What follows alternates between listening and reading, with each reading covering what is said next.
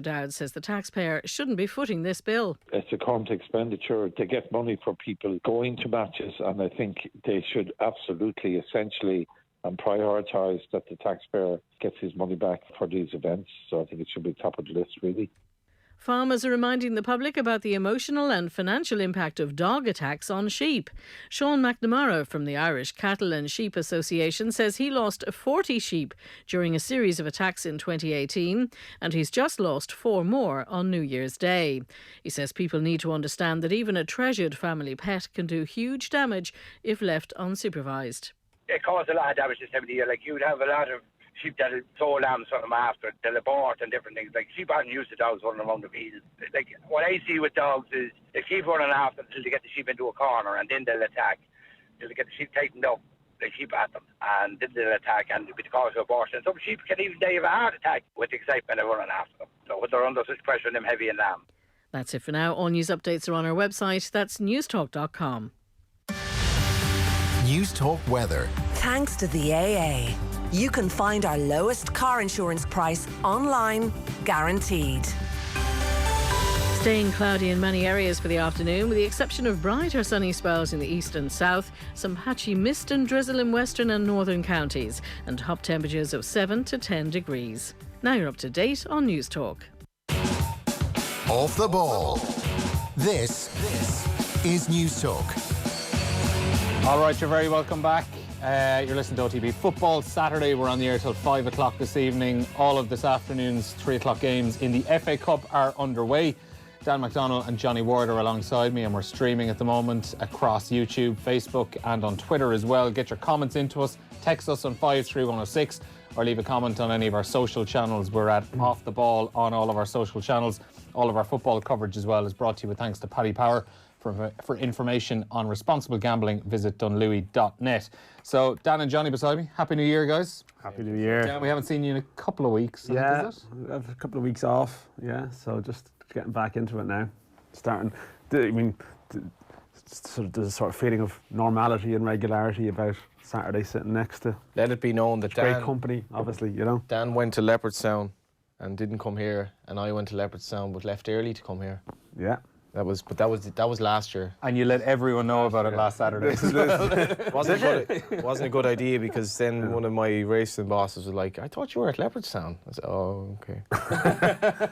Don't worry, he was watching. He was probably watching Leopardstown. How did you get on in the end? I left you, and you were like, I think you lost the bet in the first race. It was John Snow. It was a tough 4 days for punters. Tough 4 days, yeah. No, I went racing a couple of days over Christmas. It was brilliant. Yeah, like I love going to Leopardstown at Christmas, because it's actually, see, it's work for you, whereas actually it's sort of leisure time for me. It's actually your days off. So it actually is a sporting endeavour that I don't have to be worrying about work-related matters at it. Although, I mean, one of the first people I met in Leopardstown on the Saturday, I think it was the Saturday, was Paul Cook from the FAI, who of course was about to go you can't escape it. Who was about to go to the AGM the following day. So of course, you know, the usual sort of small talk about FAI related matters and so on, and that's obviously been continuing. I didn't feel too bad about taking a small bit of time off, because, you know, that story is going to rumble on. And yeah. Well, you've been a news journalist for the last 3 months. It still exists, this story now, and we've got another EGM coming up this month.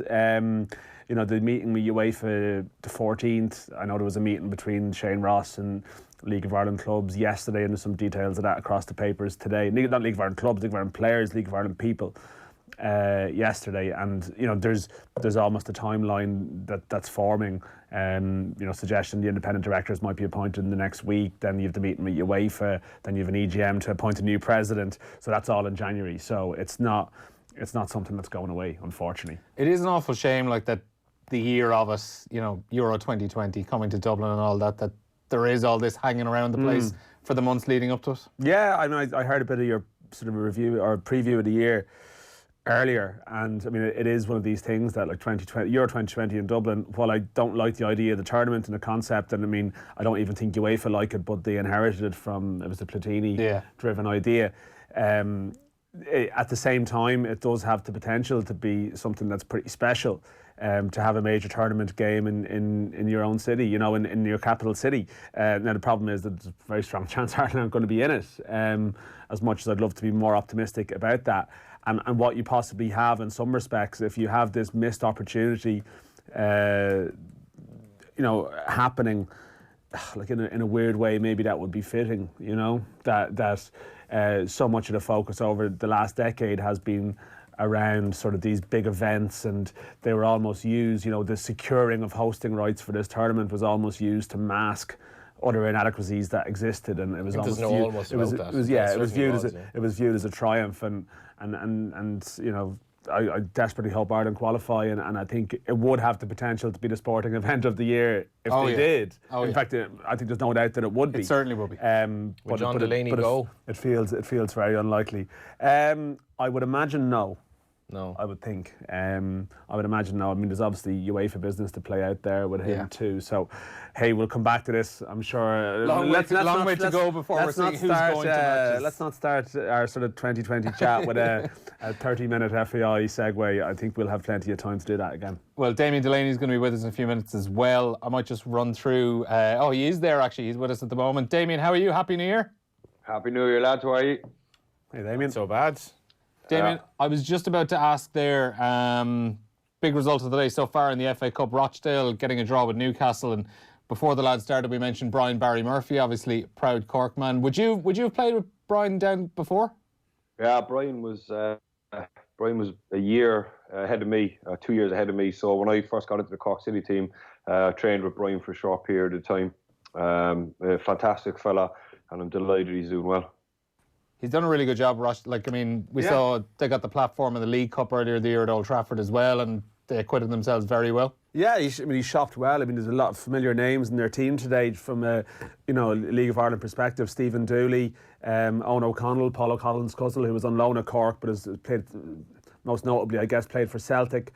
Jimmy Keohane as well, who sort of was a bit of almost an afterthought move to Rochdale last year. Damien probably would have played with Jimmy at Cork briefly for a time. I think he was playing at left full today. So there's because I was over in Rochdale a couple of weeks back when the PFAI brought over their sort of out of work team to play the Rochdale under-23 side, and I mean, they were playing in Stalybridge Celtic facilities. Like, Rochdale are not a moneyed club. Like, you have a sort of a vision of what league football in England might be, but they're sort of scratching around, a bit, and like they're picking up free transfer signings, and he's landed like what is a very difficult job, because I mean they are in the same division, they're playing at the same level as Sunderland and Portsmouth and teams, with sort of massive fan bases and potential to generate revenue that Rochdale can't. And he sort of fell into that job a bit, like he was at the club when there was changes, and but he's sort of established himself now. I think he's sort of proven himself as a very capable manager at that level, and I don't know what the future holds. I still think they've lost a lot of games recently. Like, the priority is still to avoid relegation, so like these cup matches are a bonus, but I guess we don't have an abundance of Irish managers working across the water, and I think he's sort of done a pretty decent, made a pretty decent stab of it, because the shelf life for your first job is the main job. The stats show, like, sort of a high number don't get a second chance, but I think he's done enough now to justify getting a second chance somewhere else if it doesn't work out at Rochdale. But yeah, it's not someone I've spoken to him once or twice in a group situation. But not someone I particularly know, and I don't know, I'd be interested to hear, Damien, like, is he someone that always had that sort of studious knowledge and interest that you thought he would go into manager? I know you were very young probably when you worked with him, Damien, but still, has his progress surprised you in any way? No, I think as soon as he finished playing, he went straight into coaching, and then the manager that was there at the time kind of got the sack, and Brian kind of got the job, I won't say by default, but he was in the building and they gave it to him. He done really well at the back end of last year and kept them up comfortably. So he got the job on a full-time basis. But obviously his father is Jimmy Barry Murphy, who is a fantastic manager as well. So I'm pretty sure that with Jimmy's managerial record, Brian probably always had thoughts or always wanted to get into coaching and management. What I said there is right about the football club. It's such a small football club in a kind of a giant footballing area. When you look at the clubs in Greater Manchester area and in the Northwest really as well, it's always going to be finding it very, very difficult. But he's operating on a small budget there. They're a small club. And I think staying in the division is success really, a mid-table finish, which I think he's more than capable of getting. So it's a great place for him to learn, to kind of earn his stripes really as a manager. And if he can do well, maybe he can go on to bigger and better things. It's funny, actually, just in that region, I was reading during the week how Macclesfield are in extreme financial trouble as well. They've their managers left, obviously. Irish manager as well. Yeah, and Bury and Bolton, like, there are clubs. So Rochdale are probably looking on and saying we're perfectly happy being like this, because it's been the north of England has been beset by incredibly, like, actually quite sad financial trouble at pretty old big clubs. And Oldham as well in the area. They're another basket case. They've been a complete basket case, yeah. One other club in that area, not necessarily in any trouble at the moment, but Preston, they're taking on Norwich at the moment. There's been a goal in that game. It's gone to Norwich though, and Adam Ida, oh no, 2 minutes into the game, has got his goal. I was going to bring up that it's a big weekend for some of the Irish players. Gillingham tomorrow. Might have Thomas O'Connor playing. They have a big game against West Ham, I think. And Adam Ida, it was expected that he was going to play today at Preston. It was a good chance for him. I think his progress this season has been absolutely outstanding. Like, for the Irish 21, I think he's 5 goals this year. His ability to lead the line in tough games like the Italy game, which was 0-0, but his ability to hold up the ball when Ireland have to play it long, when they're pressed high, and his pace. And I think he probably physically he looks more advanced than some of those other really good under-21 players, and this is a huge moment. That's fantastic news. That's massive. I think it's interesting because I think there's been a fair bit of chat about him going on loan, and I kind of wonder would this change things in any respect that he's now played and scored in a match, because he played against Crawley Town earlier in the year in the League Cup and actually went pretty badly for him. I think he pretty much scored an own goal, or certainly was, he was involved in the goal, and it was a defeat. And it was one of those you're thinking, oh no, I hope that's not his only first team chance this year, but it does appear, and I mean Norwich, very good chance Norwich will go down this year, but they haven't actually sort of broke the bank and trying to stay up, and they have a sort of a sensible, they're one of those clubs that model. It's not going to kill them if they do go down, because they're leaving themselves in a position where they can come back up. No, and in a weird way, he'd probably be one of the ones that would benefit if they did go down, because he just needs to play games now or ever. And I don't know, we'll see. I wonder, would even just him scoring a goal today, would that sort of encourage the manager to think maybe I might keep him around? Actually, he's got a bit of a taste of it, rather than sending him out on loan where he could play. I know there was definitely sort of League One clubs. Yeah, I think he might, Denzel, because as I was saying there, he looks ready for it physically, and he's 19 next month, so he's obviously just getting a little bit older, 19 years of age. But to score, I mean, Preston are playing at a decent level in the Championship, and he's frightening pace. You would think as if you're the coach of Norwich, you're probably thinking this is a player that we could definitely use to come off the bench with 10 minutes to go, because but I was saying to Dan when he played in Toulon, and I'd watched him, and I said I don't really rate Adam Ida. He's not holding up the ball. He's not the outlet that Ireland need, albeit against very good players. And Dan was saying, well, he's 18 years of age. You're obviously writing him off far too early. So anyway, kept watching him for the next 4 or 5 games. You're wrong, basically. I couldn't have been more wrong. Watched him against Sweden, watched him against in the Italy game, and as Stephen Kenny pointed out during the week, when he was playing against Italy, he was playing against a player who'd actually played in Serie A for Inter Milan against Juventus, came off the bench for half an hour, I think, the week before, and played very well. But his performance against Sweden at home was absolutely outstanding. And again, it's as much as we're talking about off the pitch, I think we've so many reasons. 4 Premier League players, including Ida, teenagers, strikers this year from Ireland. That's probably never happened before, and I think we've huge reasons to be very, very excited. Like, I get the feeling Stephen Kenny can't actually believe how much talent he might have at his disposal in the next few years once he replaces him. It's worth mentioning there's a guy, Will Smallblown, is playing as well for Southampton today. He's an Irish under 19 international. He's English born, so sort of usual caveats apply with that. But he's been injured. He was injured for he was part of that good under 19 team that did very well around last October, November to qualify for. Sorry, I think of November 2018, and then he had a big long-term injury, and he's only after coming back, so he's playing today. He's a sort of an attacking midfielder, so there's a lot to be positive about, and I'm sure Damien will love the Cork angle with Adam Ida as well too. Yeah, Damien. I know Damien dropped off there for a couple of minutes, had some internet issues. He is back up on the phone though at the moment. Damien, I don't know how much of the last couple of minutes you heard of us chatting there. We were talking about how Cork's Adam Ida has scored for Norwich so far this afternoon. Yeah, it's a great story, that absolutely great story, and it's just what the Irish football needs right now. Some young, fresh blood breaking into first-team football. There's a number of players when you look around the Championship and even the Premier League, Southampton, Norwich. You got Jacob Malumbi, who's doing ever so well as well.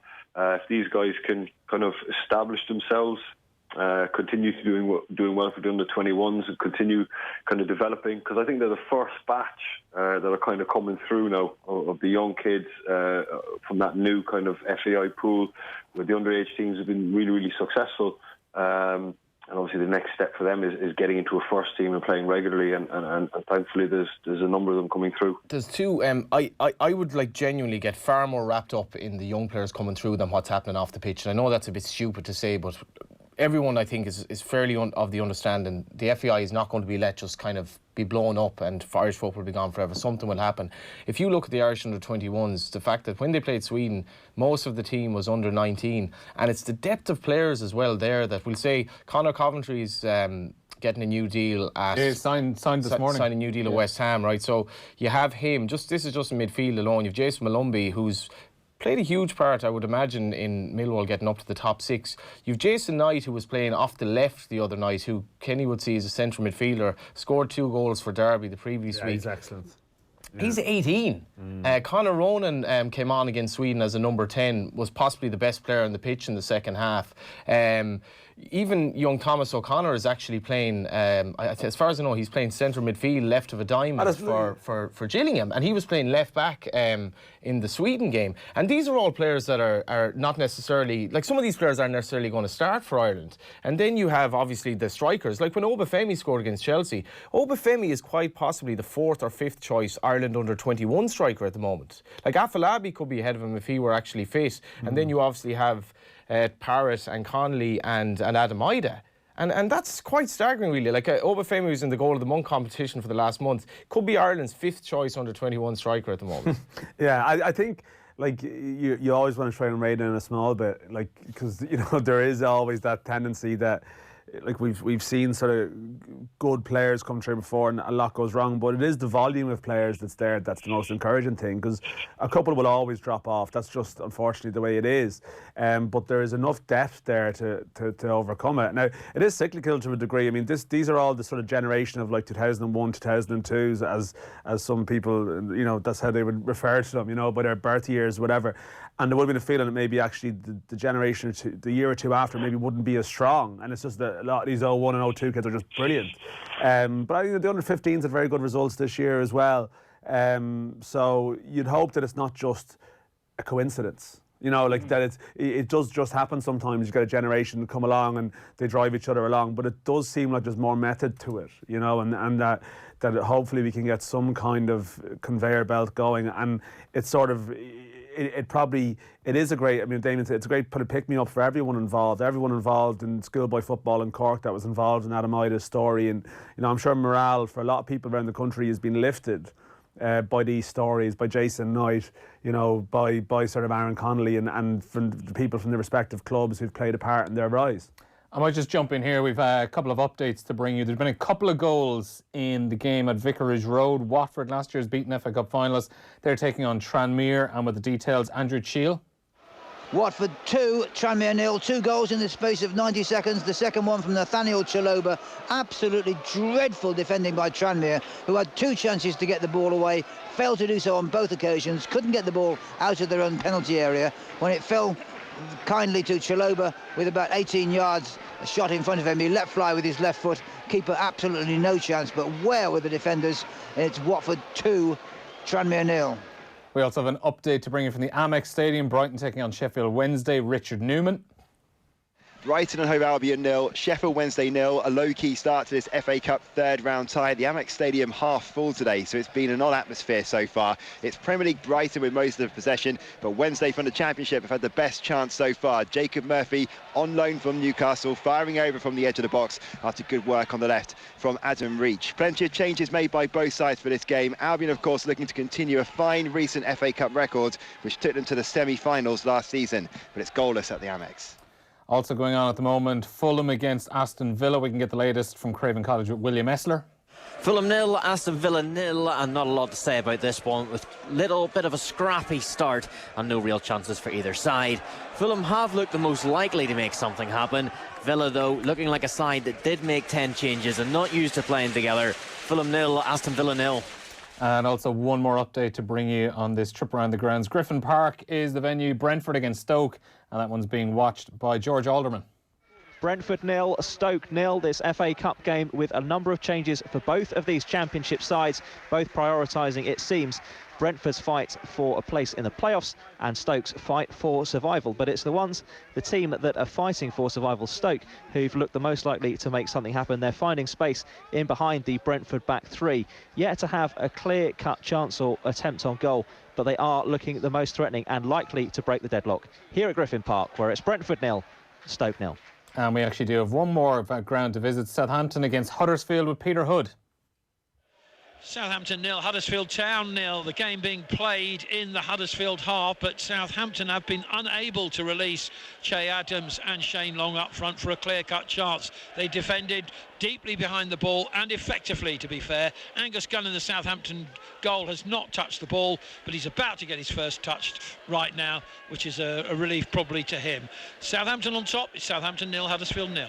One of the games that was on this afternoon, Birmingham City went through to the fourth round, beating Blackburn 2-1. Dan Crowley was among the goal scorers. There is a tweet into us, Dan, saying, what is the latest on Dan Crowley's eligibility for Ireland? Yeah, it's not resolved, basically. I made some inquiries about this last month, because around the time I did some stuff on Ryan Johansson's eligibility situation. The Bayern Munich guy is trying to play for Ireland, basically, and there's complications to do with whether he's eligible for a switch or not, related to sort of passport matters, and he hadn't sort of registered and put himself, and his family hadn't placed him on the foreign birth register when he was born, basically, and that raised complications further down the line. Yeah, the Danny Crowley thing isn't resolved, basically, and I don't know if there's a massive urgency from Mick McCarthy's side, I think, to rush it along, because I think they've been to watch him a couple of times, and I'm not sure if they're madly convinced about him. Might change, in the next regime. He picked up a bit of an injury. I was hoping to actually watch him play for Birmingham, and he picked up a hamstring injury and didn't play. But yeah, around that I made some inquiries, and I gather it hasn't been resolved. It's sort of in a bit of limbo, whether he can fully switch or not. So yeah, I wouldn't be expecting developments on that front. Even if it did go through, I don't think he'd be involved in March or anything like that, so it'll be a down the line job. I did see actually when Conor Coventry, his deal was confirmed this morning, it was like a 3.5-year deal. There's a quote from him, something along the lines of like, Declan Rice is his hero. It's so great to be following the footsteps of Declan Rice. Funny because ooh. I know. Well, I said those caveats are the legacy of Declan Rice. The legacy of Declan Rice. Johnny's watching a race there. The legacy of Declan Rice is that everyone will be treated with suspicion going forward, no matter what they say. I think Coventry has been asked about this and has said there's no way he's going to do that. But I mean, you bloke who sang for the anthem and cried, you're always kissed the just badge, has made it very hard for anyone coming after him that until they play. I mean, it is a good thing that Michael Omafemi did get on the pitch for that minute in our house, because you can just imagine people would be losing their minds over it now. It's funny though. I was watching a documentary on Jack Charlton the other night on Johnny, your headphone there is on around your microphone. Sorry, Johnny, on bloody hell, on YouTube, and he was telling the old story about how Houghton and Aldridge basically were signed at the same time from the same club, and it was kind of Oxford, from Oxford, and it was a complete fluke how it happened. Oh yeah. I'm not sure. I think I'd hope in the future now that we are kind of grown enough players that we don't really need to go chasing people around like that kind of embarrassing thing last year where the lead striker, where there was this Bamford, there was a kind of a standoff with him and Mick of sorts, because we obviously wanted a striker who was doing really well at championship level, but Conor Coventry signing is very, very positive, and when you think of, this is a big year ahead for the 21s. They'll be playing Italy in October, hopefully to win the group, you would hope. And then when you think of McCarthy didn't have any time to blood new players, and you think of the situation now for the Slovakia game, if Glenn Whelan is going in there in a curious enough club situation, Mick still has 2 games to get us over the line, whereas Stephen Kenny has been able to blood them with the 21s and then has the Nations League. It's been to me he's had a much easier kind of pathway to his job than Mick, which Mick was like, well, here you go, this is your job and get us qualified. Okay, time for a quick ad break. After the break, we'll probably bring up the FA Cup third round being on at the moment. There's a text in saying, did Damien enjoy playing in the FA Cup, and did he get the feel the bigger clubs wanted to be in it over his last few seasons with Palace? Damien obviously played in an FA Cup final as well. That text from Brian in Bantry. So, Damien, that's one to think about for the next couple of minutes, and then we'll be back after the break. Football on Off the Ball with Paddy Power, the greatest football partnership since Jeff and Heskey. Lunchtime Live. One of the other things that we talked about on the show today was the listener email that came in saying, happily in a relationship, lovely man, talking about getting married, but real doubts to do with the fact that he is a heavy drinker. Grace, what's your advice to our emailer? I married the alcoholic. He was my best friend. He's a lovely guy, and it became so bad that I became an alcoholic myself. Don't marry him. I know you love him, and I know it's going to break your heart to leave him, but you know your own concerns. Don't do it. Lunchtime Live with Ciara Kelly. With the matter private. Weekdays from midday on News Talk. Productive afternoons with Harvey Norman. Need more you time? Ask about our range of large capacity washing machines with quick wash functions in Harvey Norman today. Now, where's the remote? Go, Harvey, go! The Sport Ireland campus Blanchardstown is the home of Irish sport, not just for our athletes, but for you and the community. For families, check out our kids' camps, sport academies and birthday parties. For adults, why not join our newly refurbished gym with a 50-metre swimming pool, or book one of our world-class indoor or outdoor facilities, including our athletics track, sports pitches and courts. And for companies, check out our team building days, conference facilities and events. All this and more at sportirelandcampus.ie. There's a new place to buy a Peugeot commercial in Dublin, Sandyford Motor Centre, your South Dublin Peugeot Commercial Centre. The Irish Van of the Year 2020 Peugeot partner, the Peugeot Expert and Boxer are all available with up to €4,000 scrappage and low-rate finance. Visit sandyfordmotorcentre.com. Get stuck into the new year with the big 2020 save from Lidl. There's super savings in store and delicious recipes waiting for you online. Warm up those cold winter evenings with our 20-minute recipe for sticky beef stir-fry with ginger and soy. Made with our lean and succulent ready-to-wok Irish beef. Was €2.49, now €2. Delightfully sizzled and fry like one cow spray, only $1.99. And don't forget, we check out our competitors' prices weekly. So when you check out, you always get better value. The big 2020 save from Lidl. More for you. Take off on your New Year's celebrations with the Ryanair seat sale and get 10% off 500,000 seats to Europe's best winter sun, ski and city destinations. So book your next getaway on Ryanair.com today and fly with Europe's lowest emissions, lowest fares airline. Limited availability. See Ryanair.com. Mattresses-delivered.ie. Nationwide delivery within 48 hours for free. That's mattresses-delivered.ie. Lowest prices guaranteed. Don't forget the hyphen. T's and C's apply. Hi, I'm Rory. I'm a busy single guy in my 40s. If you're like me and fed up wasting time on dating apps and websites, you should try something more effective. I joined Two's company and found the people I met were really compatible and genuinely looking for a relationship. If you want something more professional, with guaranteed introductions without the hassle, then see twoscompany.ie. Don't wait for it to happen, make it happen. To secure your future with that someone special, see twoscompany.ie. Are you looking for a new phone and want to know you're getting the best deal in town? At Carphone Warehouse, we've got exclusive deals you won't find anywhere else. Get the Samsung S10 for free and get a free Samsung Active Watch. Yes, a phone and a smartwatch for free. This offer is available on a €60 a month plan with Vodafone when you switch at Carphone Warehouse. Get into one of our 82 Carphone Warehouse shops near you. T's and C's apply. Offer subject to availability and 24-month contract. Football on Off the Ball with Paddy Power, the greatest football partnership since Jeff and Heskey. You're very welcome back to this Saturday's Off the Ball. Neil Treacy here with you until 5 o'clock this evening. Latest scores in the FA Cup: Brentford 0, Stoke City 0, Brighton 0, Sheffield Wednesday 0. Carlisle 1-0 up away to Cardiff City. It's scoreless between Fulham and Aston Villa. Oxford United trailing Hartlepool by goal to 0. 2-0 now to Norwich away to Preston. Adam Ida scoring the opening goal of that game. Blackpool 1-0 up on Reading.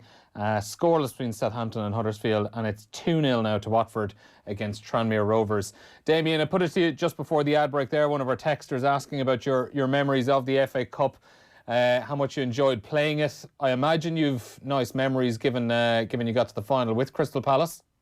Yeah, the FA Cup's obviously the Premier League and Championship teams enter it like the first week of January, so it was almost, I always looked at like a break from league action where you're like constantly, you know, under the pressures of trying to get promoted or trying to, you know, avoid relegation or whatever it may be. But I always looked at like a kind of a ray of sunshine where, you know, you might be playing someone from a different division, maybe lower down or higher up depending where you were. So it was always kind of a novelty and a newness to it.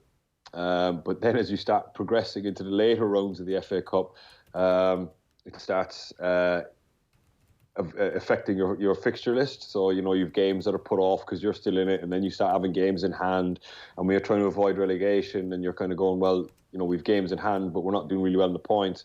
But for us to get all the way to the final is obviously something that I will definitely cherish. So I kind of had mixed feelings about the FA Cup. Genuinely, it was only when we got to the semi-final against Reading that we actually thought, oh my God, if we win this, we were quarterfinals, against Reading, we thought if we win this, we actually get a trip to Wembley. So everyone kind of took it really seriously then. And the manager put out his strongest side. And then we played the semi-final at Wembley against Watford, and we won that. And obviously then the final was a fantastic day. It was just unfortunate we couldn't get the result. There was a lovely feature on Football Focus earlier about the Allen family, the West Ham family, which was going back, and I do remember the keeper's dad playing when Martin Allen. I couldn't. It was Alvin Martin, was it? Alvin Martin, sorry, and the Martin family, Martin, yeah. and David the keeper. And I remember Alvin Martin playing when I saw it, but the notion that the FA Cup doesn't matter. There was some lovely stories around the country, but it shouldn't go unnoticed. Today's Irish Cup Day in Belfast and in Northern Ireland as well. Linfield have been knocked out of the Irish Cup by Queen's University Belfast. Now that in Northern Ireland is an absolute shock of seismic shocks, and it's like that'll be the big story. David Healy's Linfield, who came so close to knocking out Carabeg in the Champions League this year, were knocked out of the cup by Queen's University Belfast. So I'd say there'd be major ructions up there. But thankfully, in the great tangent, John. Thankfully, in the south, since the Aviva Stadium has taken over the final, the FAI Cup is huge still. And I find it sad that when I was a kid, the FA Cup was magic, and now I couldn't name 3 of the last 5 winners. Honestly, it just goes out of your memory so quickly. Any bad memories of it, Damien? I'm talking kind of shock 3rd or 4th round defeats, or just any awful places that you had to travel to. You might have actually got a win in it, but I'm talking, you know, brutal non-league grounds or League 2 grounds where the showers are awful, the change rooms are cramped. Yeah, that year we made it to the final. Our first round, or 3rd round, sorry, in the first week of January was Dover away. And I remember it was Alan Pardew's first game as well, because he just got in the job that week. So we went to Dover away, and it was just, honestly, the pitch was just on a big slant. It was about 10 feet higher on one side than it was the other. The change rooms were terrible. It was, I think it was on TV as well at the time. It was freezing cold down in Dover. But we actually, I think Kevin Doyle scored actually, because Kevin Doyle was on loan with us at the time. I think it was Kevin Doyle's one and only goal for Crystal Palace. He went back a couple of weeks later to Wolves. But yeah, it was trips like that are brilliant when you're playing in the Premier League every week and everything's fantastic, and then all of a sudden you're brought back into reality, and you end up going to Dover. And I used to love games like that. It was just brilliant. You know, we just knew the gloves were off, and it was freezing cold, and the showers were going to be cold afterwards. And proper football.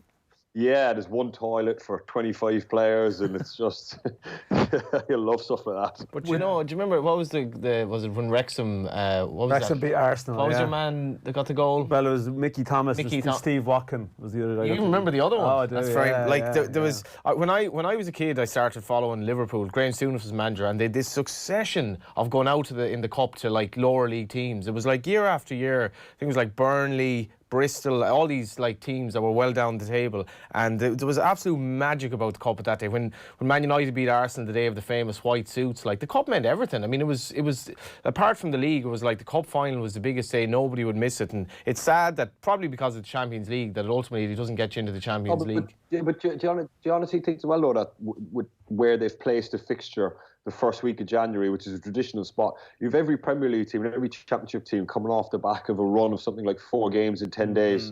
And then they're straight into the FA Cup, and the managers are going, do I keep flogging my players here, or do I actually go, do you know what, I'm going to make some changes? And as soon as teams make changes, everyone says, oh, the cup's not being respected and nobody likes it. But I think the clubs have to, because with the run that they've been on from, say, the 18th of December through to the first week of January is insane. So maybe if they rearranged the fixture, pushed it later in January and gave everyone maybe a week off after that period, I don't know, maybe that's something the FA need to look at. But traditionally, the third round of the cup was always the first week of January, so it's maybe that won't happen either. Yeah, that's probably tradition. I see Pardew. You mentioned Alan Pardew. I was just thinking of Yeah, Pardew's gone to Holland now. Like, I don't know what your experiences of working with him were like, Damien. I mean, he's obviously had to go to Holland. It's sort of probably an acknowledgement that he probably felt he wasn't going to get a job in England in the foreseeable future. I mean, are you sort of surprised by the position he's found himself in? Not really. I think I actually. Have you got me? Gotcha there, yeah. Sorry, I actually met him last. He's gone. Hello? Wait, is he still there? We'll get him back in a second. Actually, Alan Pardew, one of my first FA Cup memories is Alan Pardew. We'll get him back on the phone. Alan Pardew scored. My first recollection of Alan Pardew, I don't know if you remember this, John, was he got the goal for Crystal Palace, the winner. In 87? No, in 1990, the Cup semi-final. I think it was against Liverpool. It was in Villa Park. It was like 4-3 or something like that. I don't remember that. Yeah, and Pardew, like with his sort of floppy blonde hair, got the header, Pardew obviously going to Holland anyway.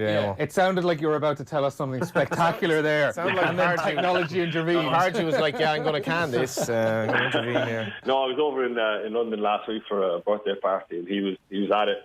And like I said to him, and I had a good working relationship with him. Just to answer your first question, I quite liked him. He's got a good. I know he has a reputation. People think he's full of himself and stuff like that, and he probably is. But he's quite funny with it, and he's quite enjoyable, and I really enjoyed working with him. He's a good football man. A little bit of old school about him, but he's obviously got some modern ways as well. So I just laughed when I saw him. I said, "What in God's name is going on there?" He said, "Yeah, I know. I just wanted to try something different." So he said, "I want to go to Holland." Where they have proper football players and not people like you. So that was pretty much our conversation. But he's looking forward to it, he said to me, and he can't wait to get started. As you said, like you seem to get on very well with him. Is he aware kind of the reputation he has, that people will take the mick out of him a bit? No, I don't. I think he's in his own little world there, and he thinks he's coming to training with a briefcase and like a real nice suit and stuff, and everybody should look at him and just think it's such an act and stuff. But sometimes you weren't sure if he was playing up to that, and he did know the reputation that he had, and he enjoyed that little bit about him. But look, I enjoyed him. He was a good man to work for. He was a good man to play for.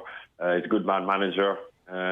Full of, he used to have these words like exuberance and things like that, and that's what he wants from his players, But after a while, I don't know, maybe because he never lasts very long at any of the clubs he's at, so maybe going out to Holland, they'll take to him because he is quite personable, he's likeable, he's enjoyable. If you met him, he's quite funny, so hopefully the Dutch players will take to him. While we're on the topic of both Alan Pardew and the FA Cup, how long after that dance in the FA Cup final were you able to laugh at it, or was it a little bit sore for a few days? I didn't see that for ages, if I'm being honest with you.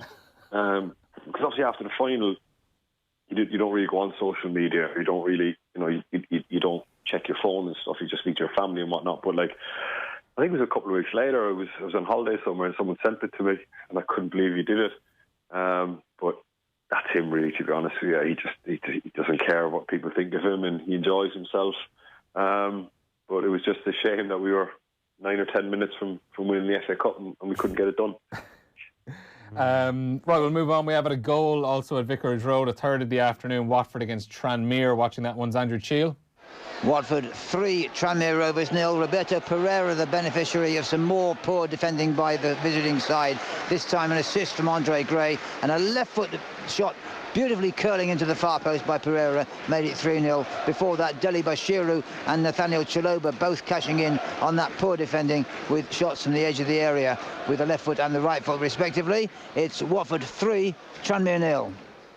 Lads, it's Norwich 3, Preston 0. And Adam Ida has a second. Here we go. Yes. Cork is rising. I can see, I can hear Damien now. Forget Parrott, forget Connolly. There's a new sheriff in town here. This is the game. This is all that matters. There is a text as well saying, Johnny, what happens if things go wrong for Kenny and the under-21 lads with the seniors? Will you praise him then? Dennis in Turlockmore. I did an interview with Kenny during the week, and I got off the phone and looked at the players that were being listed, and I kind of said, if this goes wrong for you, you've failed, because you do have decent players there and you should do a reasonably good job. But I get the vibe that he's not very worried about failure. Yeah, that we haven't got the players' excuse is definitely going to be a struggle for whoever the manager is in a couple of years. Get Damo on this section. But in fairness to Kenny, Kenny's all about the players we have, not the players we don't. What was Damo going to say there? Damo's obviously...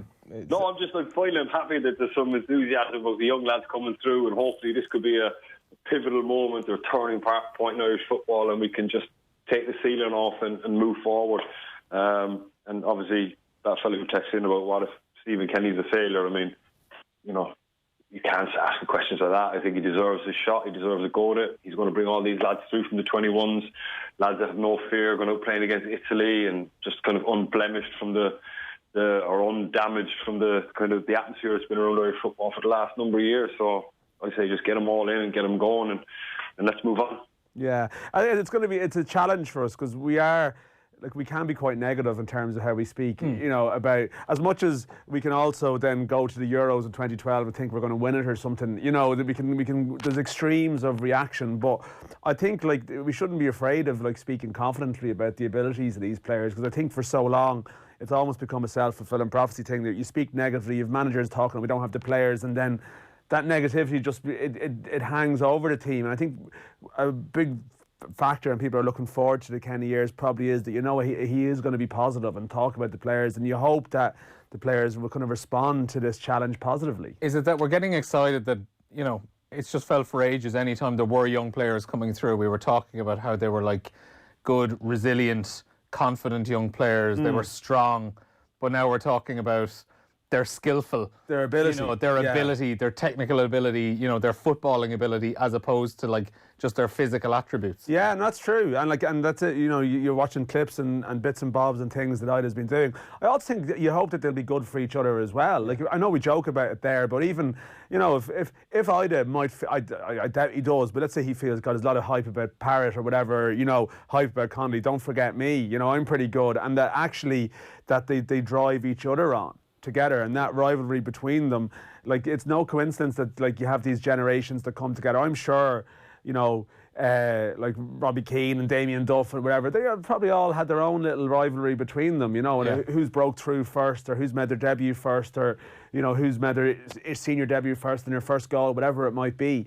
And that actually, you know, because I always think with Irish teams, and this is a slightly unusual one, that the pattern of recent years, and then Damien can probably, you know, is an example of this, that our best players at 19, 20 aren't necessarily our best players at 29, 30. We've had a serious amount of late developers over the last decade who, you can look through the senior team of recent years, like Johnny Walters, and he played once at under 21 level. Seamus Coleman didn't play any underage until 21's level, and there's numerous other examples of that. Actually now we have suddenly guys on the map at 17, 18, 19, but that's not to say that there isn't later developers lingering sort of in the background, or that these guys will peak in their early 20s. Yeah, but there could be people who are just, it'll happen a bit slower for them, and they can't get a look in now because of the strength and depth that's there. But you just never know. There's names just creeping up every weekend that are sort of on the fringes and around teams, and it is exciting. You feel like you have this switch of thinking, just don't get carried away and don't pile on too much pressure, but at the same time you should embrace it as well, because you need some positive language about football. There's been a lot of review of the decade and review of the year and stuff like this, and the sport pretty much hasn't got a mention at all, aside from maybe, the odd bit of controversy. And that's a bit unfair, because there were some good things that happened in the last decade in terms of occasionally good moments on the pitch, and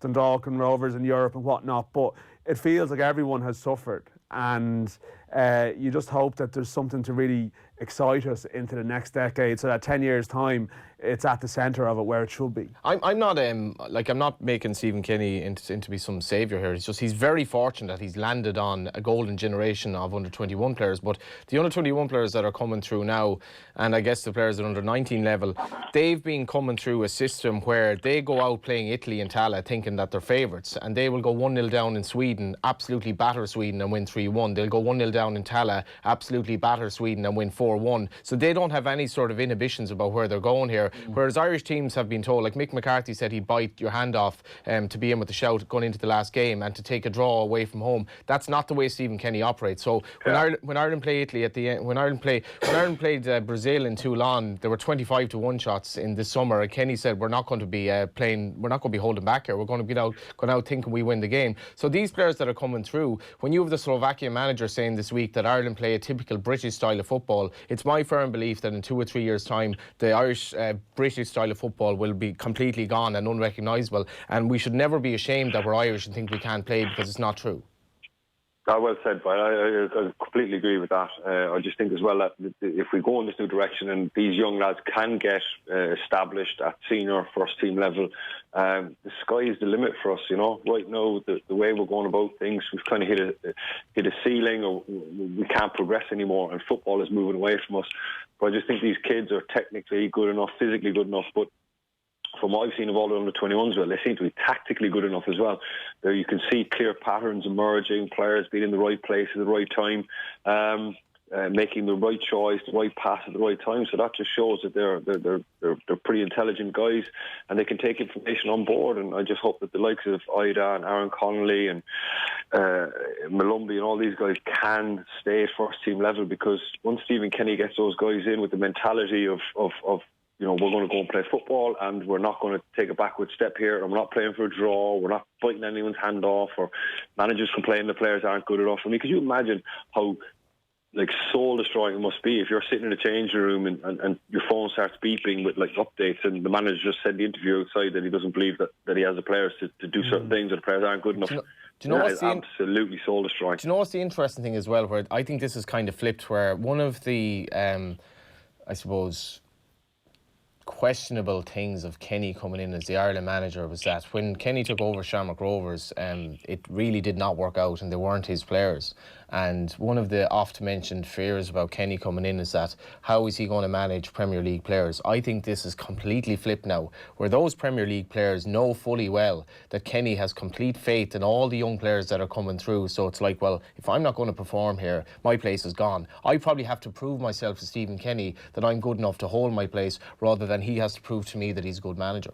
I think what's going to be interesting is the approach to the 2022 campaign, though, because I think there's an argument there for. I mean, I still think Stephen Kenny will, ultimately his main job is going to be to win games as senior manager, and I think it's a challenge to get everyone to buy into the concept. It's not a case of writing off a campaign, because I think that they would approach it with the belief that they can get through. But if you want to play all the young players and educate them and get them to learn about senior international football, there is an argument for actually putting a lot of them into it, but almost with the understanding that have some patience with it, and understand that maybe it's not going to be a tournament that the team are going to qualify for, but that's going to require, that's an attitude shift. You talk about the perception of how the team plays, Johnny, and all of that, but there's also going to have to be, with that, the public are going to have to buy into that too. And even, the FAI are under a bit of financial pressure as well, and for them there's an element of the public have to buy into quick results, but the public have to buy into what? They have to buy into the idea that that you might have to accept that this campaign isn't the be all and end all, and that you know, if you're 10 minutes to go in a particular match, it's not a case of lumping everyone and four into the box and let's get the result, that you stick and you stay to your way of playing. Would you have any concern about that? Because I just think that I mean, there's a lot of people, like, we're sort of immersed in football and we follow it all the time, but there's a lot of people who just tune into the international team games and, you know, they will compare the achievements relative to international teams and other codes and whatnot, and they just want the team to win and succeed. And you've had your debates with Ivan Yates and whatnot, like, you know, and that is representative of an opinion that does exist. Debate that's out might be there. a stretch. Yeah, but it would be a stretch. But I'm just saying that, you know, this idea that, okay, they're going to play the young players, they're going to play in a particular way, and like that's going to require a buy-in. Like, there's a lot of Irish people that go to games who aren't used to, who aren't comfortable with a team passing the ball backwards and sort of holding on to it for a period of time. That's not what he's about, though. I think there's been a general dissatisfaction with the way Ireland have played now for some time.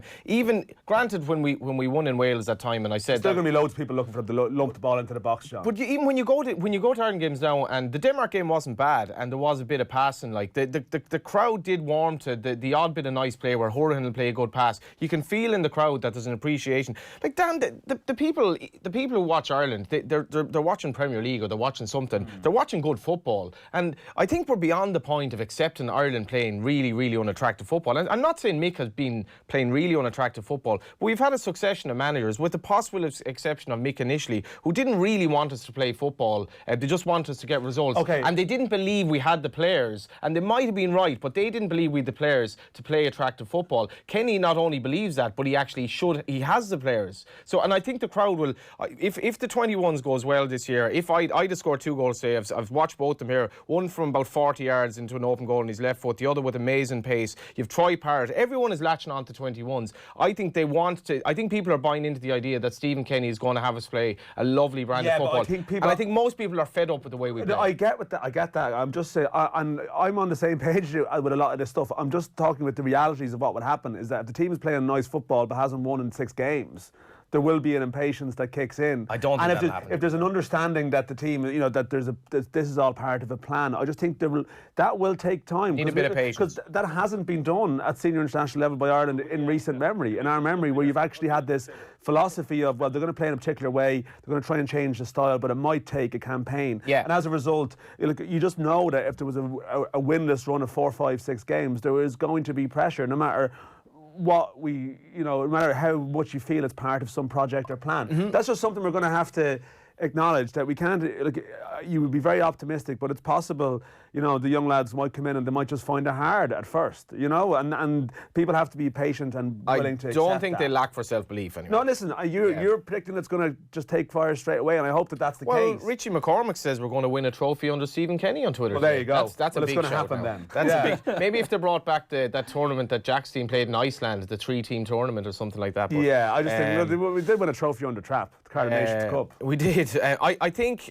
we've reason to be very excited. Obviously, you have to cushion your excitement, but we've had pushing your excitement at the moment. We've had it. Like, in fairness, it's incredible what's happening at Premier League and Championship level right now. Like, these players are very, very young, and as Kenny was pointing out during the week, you don't normally get players blooded at the age that Ida and Parrott are getting blooded at. This is quite unusual, and the fact that they're front players, offensive players for Ireland. Like, we're not even talking about the defenders or the goalkeeper Bazuna and Kelleher. We're talking all about offensive players, and that's what really excites me. And the fact that these guys, Bazuna against Sweden, that game in Tala, he was doing a lot more by setting up attacks from goalkeeper than he was making saves. And I was like, well, I have never seen that before in an Ireland team at any level. Right, I do need to get round the grounds for our half-time reports. We're going to start at Vicarage Road, where Watford are taking on Tranmere. And watching that one's Andrew CHEAL. Watford 3, Tranmere 0. There'll be no giant killing here. The Minnows look in danger of being massacred. It's been Watford all the way. Deli Bashiru and Nathaniel Chaloba both taking advantage of very poor defending to drive home shots with left and right foots respectively from the edge of the area. And then Roberto Pereira with a classy curling left footer after some strong hold-up work by Andre Gray. He made it 3-0. Tranmere have looked nervous throughout, and there's surely no way back for them. It's Watford 3, Tranmere 0. Next up, we're going to the Amex Stadium, where Brighton, Shane Duffy starting for that Brighton team as well, are taking on Sheffield Wednesday. And with the latest is Richard Newman. Half-time, Brighton and Hove Albion 0, Sheffield Wednesday 0. With parts of the stadium closed, it all feels a little low-key. Reflected on the pitch, the Premier League hosts have had most of the possession, but it's been a half barely short in quality, and Wednesday have gone closest to opening and scoring just before the break, when Dale Stevens lost the ball outside his own area, and Stephen Fletcher forced a brilliant one-handed save from Albion keeper David Button. At the other end, Neil Maupay and Gaetan Bong have both had efforts saved well by Cameron Dawson. At the break, though, it's Brighton 0, Sheffield Wednesday 0. The latest between Brentford and Stoke at Griffin Park with George Alderman. Half-time here at Griffin Park, where it's Brentford 1, Stoke City 0. The goal coming just before the break. Emiliano Marcondes with a free kick out on the left-hand side. Curled it into the box. Not too sure if he was trying to shoot, but it was good enough for Adam Davies in the Stoke goal. It flew over his head to give the home side the lead. Stoke, the visitors, who are struggling in the Championship, had the better of the first half without really creating too many clear-cut opportunities. But it's Brentford, as things stand, who are heading into the fourth round of the FA Cup. They lead Stoke City 1-0 at half-time. Still scoreless between Fulham and Aston Villa at Craven Cottage. William ESLER. Fulham 0, Aston Villa 0 in the FA Cup third round. A first half that certainly won't live long in the memory. The referee's whistle was probably a relief to most of the crowd here at Craven Cottage. Both sides have been poor, and it took until first half stoppage time to even see a shot on target when El Ghazi got in, but it was a bit of a tame side-footed shot that was easily turned round the post by Ruddock. Fulham 0, Aston Villa 0 at the break. And the last of our half-time stops is coming from St Mary's, where Shane Long has had the ball in the back of the net, but it was ruled out. Southampton and Huddersfield is with Peter Hood. Southampton 0, Huddersfield Town 0. The Terriers fans are singing VAR is one of our own after Shane Long was denied a goal. Played in, he put the ball beyond the keeper and it looked a good goal. He looked onside, but the merest fraction denied him that chance. Will Smallbone, a youngster of promise, has wasted two good opportunities as the game's been played in the Huddersfield half. But the visitors have broken away and bought a save out of Angus Gunn through Bakuna. The Saints are on top, but they don't lead. Southampton 0, Huddersfield 0. And today's other afternoon kickoffs, Oxford United trail Hartlepool by 1-0. Norwich, as we've mentioned, 3-0 up on Preston North End. 2 goals for Republic of Ireland under 21 international Adam Ida. Blackpool 1-0 up away to Reading. And yeah, that is the rest of the 3 o'clock games. Although I see as well, we also have Carlisle 2-0 up on Cardiff City as well. We'll have more from Dan Johnny and Damien Delaney coming up after the break. Football on Off the Ball. With Paddy Power, the greatest football partnership since Shearer and Owen. Join that conversation. Text us on 53106. Texts cost 30 cents. New Year means savvy offers in our Expert Electrical Store's January sale. Samsung, Dyson, DeLonghi, the best brands for less. Washing machines, dishwashers, fridges, TVs and laptops. We have huge savings in every department. Make the smart move. Shop our January sale at your local Expert Electrical Store or visit expert.ie today. Frank McGowan's winter sale is now on, with exceptional value on luxurious sofas, beautiful beds, designer dining sets, stunning carpets and wood flooring. So whether you have a room to improve or dream of a complete makeover, find your perfect style at Frank McGowan Furniture and Flooring, Airside Retail Park, Swords, 5 minutes from Dublin Airport. Sale now on. This Irish success story is brought to you by Guaranteed Irish. Did you know that all of the 34 million pots of Sudocrem sold in over 50 countries worldwide are manufactured by an Irish pharmaceutical company in Baldoyle? Trusted by mums, dads and beauty queens across the globe, while also supporting 51 Irish jobs. Guaranteed Irish helps you support companies that are altogether better choices for our communities. So, look out for it. GuaranteedIrish.ie. Altogether better. The Sport Ireland campus Blanchardstown is the home of Irish sport, not just for our athletes, but for you and the community. For families, check out our kids' camps, sport academies and birthday parties. For adults, why not join our newly refurbished gym with a 50-metre swimming pool, or book one of our world-class indoor or outdoor facilities, including our athletics track, sports pitches and courts. And for companies, check out our team building days, conference facilities and events. All this and more at sportirelandcampus.ie. At McDonald's, we're always working to give you choice in your Happy Meal. Like when we made it possible to swap out fries for a veg or fruit bag, or when we introduced grilled chicken as another wrap option. And now we're launching the new veggie dippers, perfect for dipping in our tomato ketchup. These are just a few of the ways we're always working on our Happy Meal. Served after 11 a.m. Des Kelly Interiors winter sale is now on. Thinking new bed or mattress for the new year? We have a huge range in stock with up to 60% off. How about some new wood floors? They'll feel even nicer with up to 50% off. And carpets or vinyl? There's up to 40% off those too. And 20% off rugs. Quality really does cost less at the Des Kelly Interiors winter sale. Now on. January doesn't have to be all doom and gloom with these great offers from Eurospar. Lions Golden Original Tea Bags 80s, 2 for €5. Fresh Choice Turnip, Roundhead Cabbage and Kyo's Baby Potatoes 400 gram, only 49 cent each. And Irish Housekeeper's Cut from our butcher's counter, save 33%. Everyday great value. For all these offers and more, visit your local Eurospar supermarket. Offers valid from January 2nd to 22nd at participating stores while stocks last. What small changes can make a big difference to your life? In this week's Sunday Independent, get our ultimate guide to living your best life with tips on how to be more mindful, more sustainable, declutter your home, and organise your finances. In Life, 5 of our top writers speak candidly about their changing relationship with alcohol. In Living, Lottie Ryan on strength from her father, and Life on Dancing with the Stars. Plus, the meaning of Marion Finucane's legacy. The Sunday Independent, the complete read. Across Ireland. This is the IMRO Radio Awards Station of the Year. This is News Talk. Good afternoon, I'm Tina Gates. A video showing cramped conditions at a direct provision centre in County Laois has been described as shocking and totally unacceptable. The footage appears to show 11 asylum seekers sharing 10 beds in one room at a site in Portarlington. Lucky Kumbali from the Movement of Asylum Seekers in Ireland thinks the centre should be shut down. If they want to extend and put more beds in one room, it cannot be accepted like that. It's far below the standards. They need to just close that centre and find a better place for people. A number of hospitals around the country are refusing to allow visitors because of high levels of flu. Dublin's Mater Hospital is telling people to stay away unless it's absolutely necessary to come in. In Cork, the Mercy Hospital has also imposed a ban on visitors, as has University Hospital Waterford. The chairman of the Oireachtas Sports Committee is calling on the FAI to prioritise settling its debt to the Gardaí.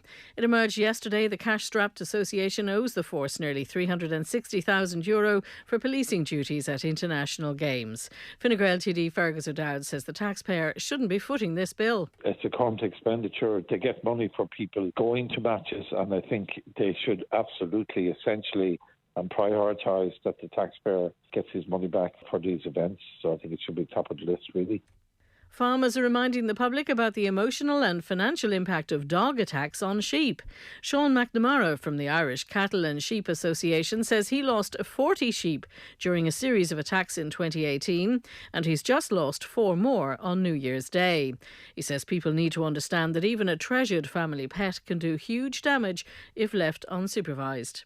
It caused a lot of damage this time of the year. Like, you'd have a lot of sheep that sold lambs from them after, they'll abort and different things. Like, sheep aren't used to dogs running around the field. Like, what I see with dogs is they keep running after until they get the sheep into a corner, and then they'll attack. Till they get the sheep tightened up, they keep at them, and then they'll attack, and it'll be the cause of abortion. Some sheep can even die of a heart attack with the excitement of running after them. So they're under such pressure in them heavy and lamb. That's it for now. All news updates are on our website. That's newstalk.com.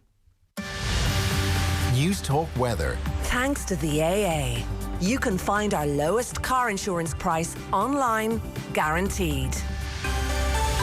Staying cloudy in many areas for the afternoon, with the exception of bright or sunny spells in the east and south, some patchy mist and drizzle in western and northern counties, and top temperatures of 7 to 10 degrees. Now you're up to date on News Talk.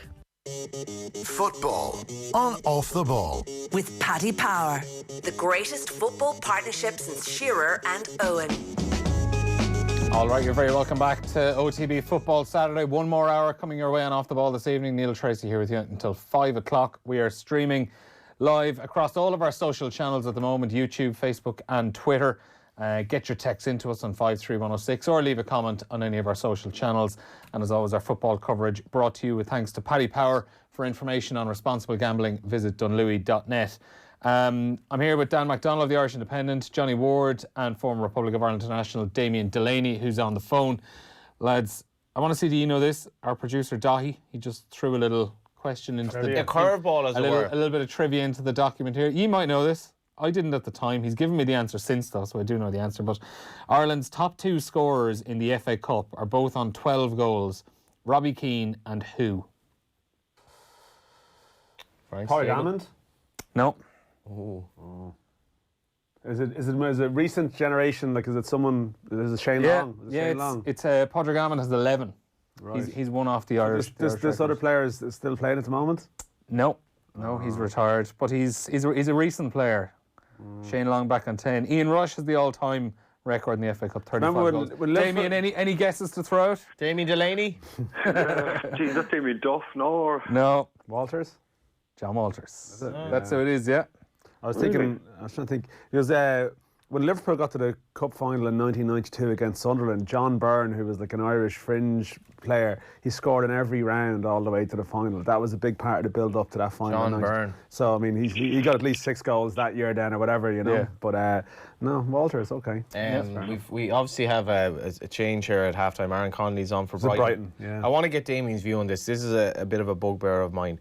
Why do you need to wear gloves playing soccer in 10 degrees? I do not get it at all, other than the fact that you want to look cooler than if you didn't wear them. It's not cold out there at all today. There's absolutely no need for Aaron Connolly to be wearing gloves today. Damien, if you were the manager, I'd be...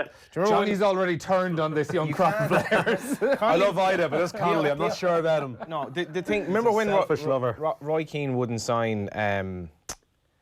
the Welsh guy because of the WhatsApp. Robbie Savage. Like, no, I can't be signing that. I'd struggle to sign a player who decides that he needs to wear gloves in 10 degrees. I don't know what Damien thinks of it. Right, because sometimes the long sleeve jersey seems to have gone out of football now. Like, nobody wears long sleeve jerseys anymore. Everyone wears short sleeve jerseys. And sometimes if you're sitting, on the bench or in the warm up, your hands get cold because your arms are cold. So some people feel better wearing them, just feel warmer, really. That's why they call it a warm-up. Yeah, I know, but still, if you're playing in a short sleeve shirt and it's 8-9 degrees and you are running around, I get it, but some people might have poor circulation. I don't know, man. It's not something that I would get upset about, Johnny, if I'm being honest with you. What's the problem? It's all about I want to look cool. I want to get into rough, dirty tackles here. Why are you wearing gloves? Nobody else is wearing gloves. It's not cold. Is your bigger issue, Johnny, the short sleeve shirt and the gloves? I prefer short sleeves, but there's absolutely... He's wearing a long sleeve shirt as well. I know this for a fact, right? If he runs around for 5 minutes, the gloves are getting uncomfortable because his body heat has gone up and he shouldn't be wearing them. But he's wearing them because, well, I've had them on now, so I have to keep them on. He's got the under armour thing on or whatever as well. If he's not wearing gloves. No. It's very old-fashioned of you, Johnny, to get upset about something like that. You know me, Demo. I thought Johnny was a modern man. Like, some people, are you saying he's not manly enough, John? Is he not manly enough? It's nothing to do with that. It's about image. You want him to have more old school quality. It's about image rather than actually scoring goals and putting yourself about. What are your thoughts on white football boots? Not a fan. And putting himself about. Like, I wouldn't bother me in the slightest if a fella wants to wear gloves. Some people don't like wearing the Under Armours. Down to their wrists, so they just wear gloves. It does. For me, it doesn't really matter. It's very old-fashioned if you're that, John, to be honest with you. It's very cliched. Yeah. They should be wearing black boots. He misses football the way it was. Yeah. I'm pretty sure you played Astro in a snood. You've definitely played Astro in a snood. I do like the black boots. Yeah. The snood. I have an image of you on the pitch in a sort of a scarf-type garment when you were playing. I think that if you're out running, there's nothing nicer than running in really cold weather and embracing it, being cold initially, and you don't wear gloves in 10 degrees. It's just absolutely ridiculous. You only do that for image. Nonsense. I'm trying to remember how I was going to start off this hour, and I've just completely lost my train of thought. Don't worry about It it. has been pointed out he hasn't scored since that 2-goal salvo against Spurs, but watched him against Chelsea last week. He played well. He's had it with Connolly now. You've had it with He's him. done, yeah. You can write off Connolly. You're not the man I thought you were. Adam Ida isn't wearing gloves. How do we know? Oh, no, he is. I'm pretty sure he's wearing. They showed his goals online. One of them was real pace to get through, and the other one was about 35, 40 yards out. The goalkeeper went open missing. goal. I mean, it is a second-string Preston team today. We have to inject some sort of it's not a full-strength, full-tilt Preston side. So, but at the same time. But it's an important stepping stone because the manager's not just going to throw straight into a start Premier League game. So it's Carling Cup games, FA Cup games.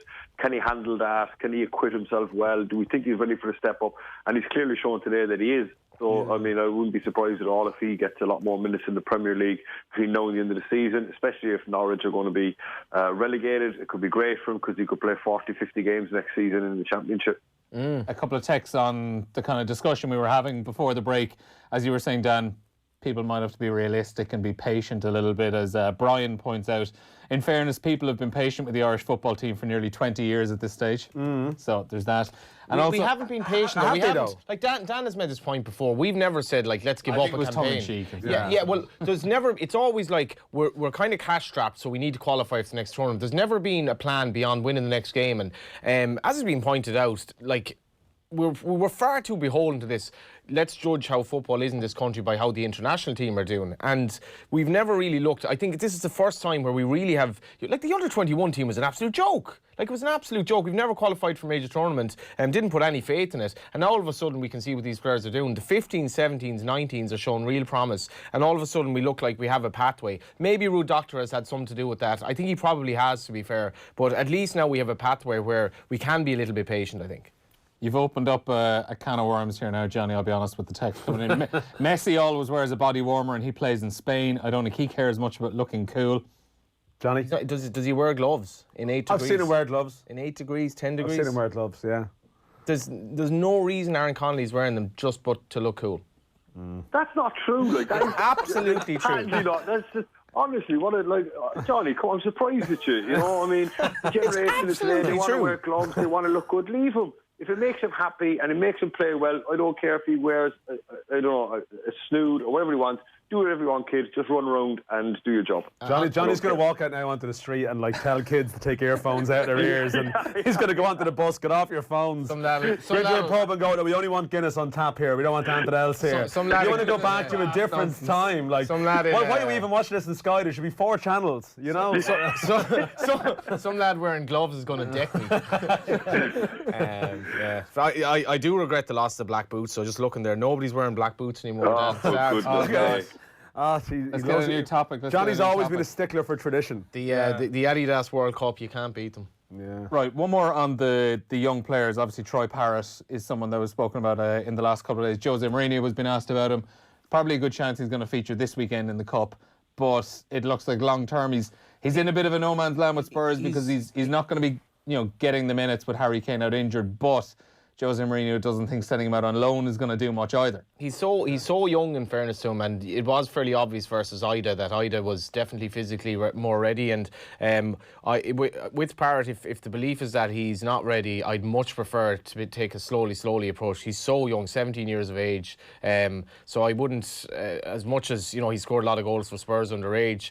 Dan were you at the game he played in Colchester? Against Colchester, so yeah. It was kind of like he didn't exactly That was a stand tough out. one. It was a tough one. There were 11 men behind the ball. I wouldn't it's like a 2-year-old horse running him 10 times. You don't want to bottom him out because he's a big future. I have to go back to the previous topic for a minute because someone wise did just text out and point out that there was an issue with an Irish player wearing gloves. Wasn't it? Martin O'Neill had a big issue with Matt Doherty wearing gloves. So are you basically I actually don't remember that. Yeah, Martin O'Neill had a massive issue with Matt Doherty wearing gloves. I'm with Martin O'Neill. You and Martin O'Neill are like-minded. That's exactly what you are.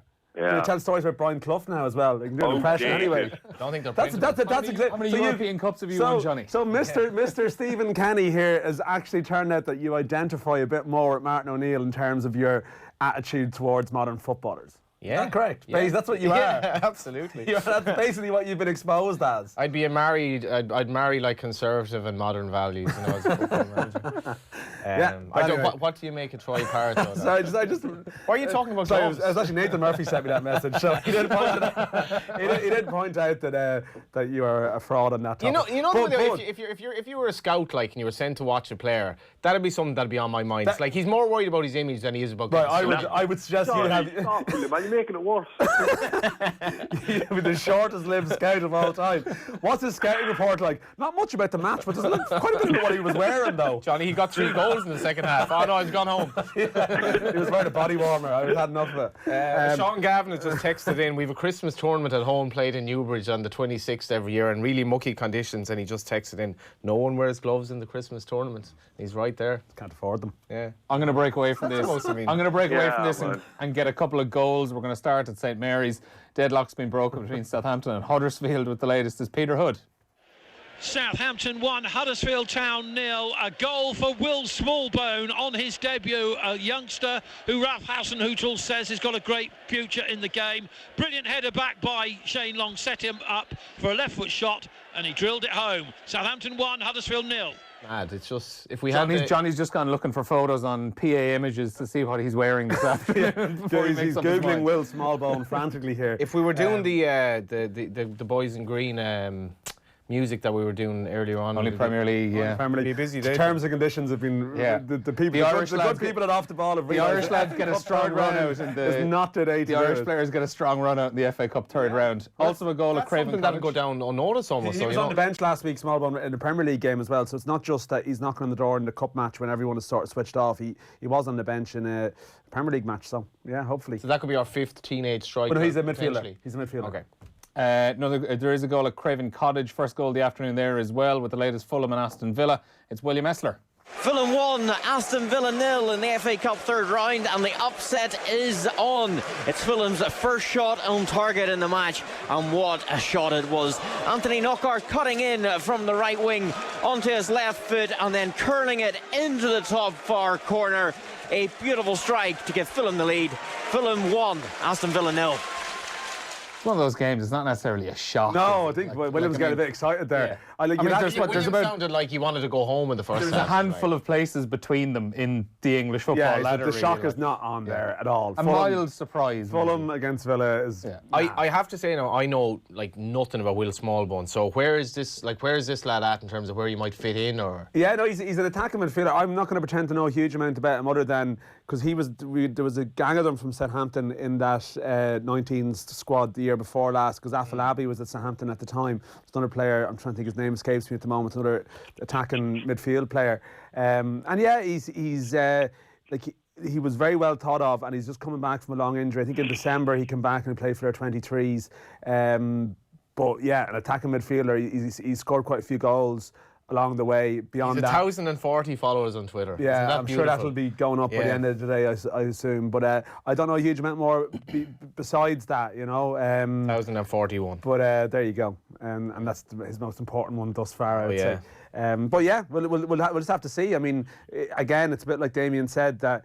Yeah, it is FA Cup third round Saturday, but it might be the type of opportunity that makes the manager trust him that bit more and give him that opportunity. I mean, certainly with Ida, like he was meant to go on loan, and I wonder if does today change things dramatically, or does it mean that maybe Championship clubs want him on loan as opposed to is it a better loan? League One teams? And yeah, I don't know where sort of Smallbone is at in terms of his place in the pecking order at Southampton, but it is a club that does give player chances, as we know, with Obafemi, of course, the other Irish player at Southampton as well. He's on the bench today, I think.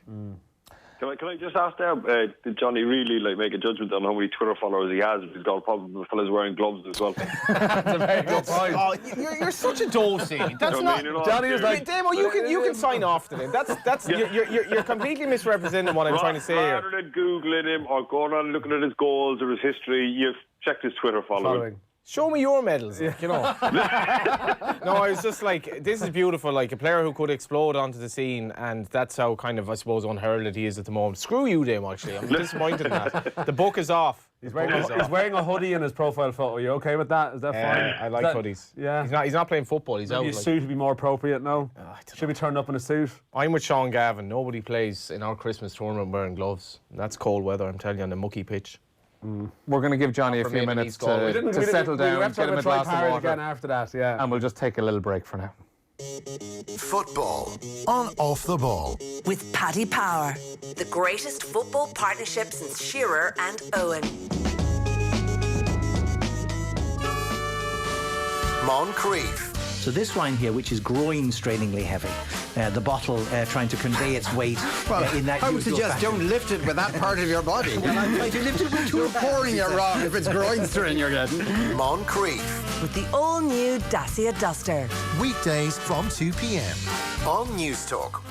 Exciting afternoons with Harvey Norman. Bring the cinema home with an ultra-high-definition smart TV and surround sound from Harvey Norman. The cinema experience with no queues and no trailers. Go, Harvey, go! If you could hear pain... It might sound like this!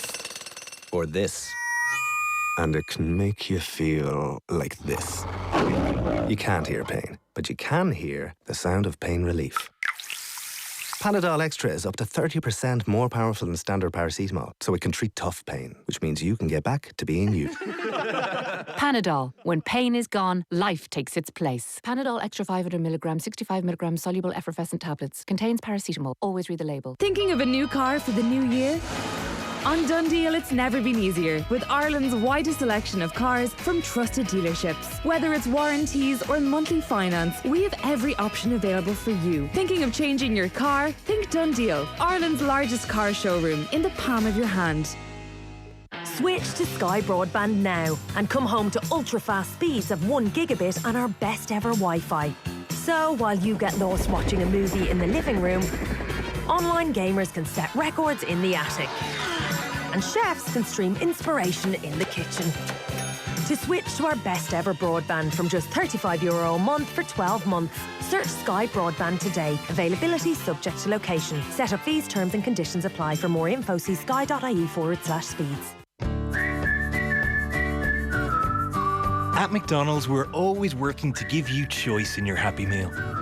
Like when we made it possible to swap out fries for a veg or fruit bag. Or when we introduced grilled chicken as another wrap option. And now we're launching the new Veggie Dippers, perfect for dipping in our tomato ketchup. These are just a few of the ways we're always working on our Happy Meal. Served after 11 a.m. The sounds of laughter, the words of a friend, your favorite song. Sounds mean so much to us, and our world grows smaller if we suffer from hearing loss. At Hidden Hearing, you can trust our expert audiologists to help, with a no-quibble 90-day money-back guarantee to ensure peace of mind. Visit www.hiddenhearing.ie or call 1850 21 44 88. Hidden Hearing. Life is worth hearing. At Homebase, get half-price kitchen units when you buy 5 or more, with an extra 10% off your entire kitchen until January 28th. Exclusions at homebase.co.uk. What small changes can make a big difference to your life? In this week's Sunday Independent, get our ultimate guide to living your best life with tips on how to be more mindful, more sustainable, declutter your home, and organize your finances. In life, 5 of our top writers speak candidly about their changing relationship with alcohol. In Living, Lottie Ryan on strength from her father, and Life on Dancing with the Stars. Plus, the meaning of Marion Finucane's legacy. The Sunday Independent, the complete read. Football on Off the Ball. With Paddy Power, the greatest football partnership since Shearer and Owen. It's officially time to start getting carried away. Adam Ida has a hat-trick. Penalty. Is it a penalty, we believe? Penalty, 61st minute. Norwich 4-1 up against Preston at the moment. It's a shame he didn't try and head the penalty goalwards. He got the perfect hat-trick with the left. Oh, was it right and left first? He right and left, I think, didn't he, for the first two, John? You saw them. It was right and left. There's no doubt, like, if you make your FA Cup debut and get a hat-trick, I'd say that puts him into a very select number of players who scored on their first FA Cup game, 3 goals. It's a shame he had that appearance against Crawley Town earlier in the year. That wasn't the FA Cup. It was the League Cup. League But Cup, it's not a hat-trick on a senior his first senior start or whatever, but it's still bloody amazing, you know, at the same time. So it's just confidence as well in that. I think you could see from Jason Knight getting the first goal the other night, the second goal, his confidence has grown, and in fairness to Ida, he put the second goal away as if it was just training ground stuff, and this will be very interesting now because there's going to be a lot of hype. Yeah, and there'll have to be a lot of hype. We sort of went on a bit of a tangent there, which I still think we should come back to because I think we've got some text. But the thing about Troy Parrott is that Parrott is still probably is deemed the most exciting one because of the club that he's at. And there is a weird one that you hear, you know that Spurs are probably going to bring in, you know, with Jose there, they're going to make some big signings, and actually it might be difficult for him to get the run of minutes that some of the players at the slightly lesser clubs might get, which is what you're seeing with sort of Brighton and Norwich, that they don't have the depth, and as a result, these guys are getting opportunities, and you know, Parrott has to be careful that he sort of gets his game time. You know, he has to get his actual opportunities to play, because you can get overtaken very quickly if you don't play enough football, and that is the slight concern that. Like Mourinho's comments, I think it might have been pitched in the context of being a direct replacement for Harry Kane, and I don't think he's going to come out and say yes, he will be that. But he's also ruling out the prospect of him going on loan as well. So you just hope that he is going to get enough minutes that actually accelerates his development, because the guys who are playing football, you know, at first team level, they won't be quick sort of catching up and overtaking them if they get a run of matches now, that's for sure. There are a couple more goals just to bring you as well. First, we're going to go to the Amex Stadium, where there's been the first goal of the day between Brighton and Sheffield Wednesday. And with the details of that one's Richard Newman. Brighton and Hove Albion 0, Sheffield Wednesday 1. The championship side ahead after scoring a free kick from the edge of the box. It was hit by Adam Reach and deflected past David Button into the back of the net. Brighton have been poor all game, and Sheffield Wednesday have looked slightly more threatening. They've got the goal. It's Brighton 0, Sheffield Wednesday 1. And a second goal at Craven Cottage between Fulham and Aston Villa. William ESLER. Fulham 1, Aston Villa 1, the Premier League club level, thanks to what looked originally like a lovely little chip from Jonathan Kadia. But it does appear now that El Ghazi got a final touch on it, leading to Fulham appealing for offside as he poked it home from about half a yard. It really was just a simple ball in behind from Jota. A few chances of VAR from the crowd. Of course, there isn't one here, with this being a championship ground. At Craven Cottage, it's Fulham 1, Aston Villa 1. Damien, just to move away from, I suppose, the Irish players at the moment, one thing I was going to ask you about today, January transfer window obviously open, we're into the new year, and an interesting time for players, specifically those in the final 6 months of contracts, who are now able to talk to clubs and things like that. I was just interested to get your own thoughts on your time as a player, and you know what that is like for someone who, not necessarily for a player who maybe is in great demand and has all these options available, but for someone who might be looking at the next 6 months and is playing for a contract at their current club or trying to impress someone further down the line. Yeah, a lot. What you find most happening though is a lot of players will be who haven't been in the first team, haven't been playing regularly, will be trying to line up loan moves to go in January. You know, so fellas that want to go and play football, they'll have been beavering away behind the scenes with the agent and talking to the clubs and kind of making promises that they can go out on loan in January. And then a couple of injuries hit the squad, and then they're told they can't go out on loan in January, and they're going to be involved a little bit more, maybe not playing, but they'll be on the bench and stuff. So it's an interesting time. I think it's a good thing, because you know everybody can focus on football outside of those two windows, and once it shuts on January 31st or early February, whenever it does shut, you know what's done is done, and everybody kind of gets together and moves in the right direction again. But you know, during the month it can be difficult. I've seen players before when there's a lot of speculation about, you know, are they going to move on, or someone's going to come in with a big bid for them, and you see that player then lose focus and his form dips in the month. So it can be quite distracting for players. It can be quite difficult for players, both going in and going out, you know. So I'm just glad that when it's shut, you know, at the end of every January when it's shut, you kind of just go, thank God for that. And what you're left with. But even specifically for those that maybe are in the last few months of a deal, and not necessarily they're trying to get out and get a bit of game time, but even just thinking, am I going to get another deal at this club in 6 months' time? Yeah, I'd be fairly sure any guy that kind of gets to January and hasn't been offered a new contract, there'll be a fair chance he's not going to be offered one, you know, because the club will have made their mind up a long time back.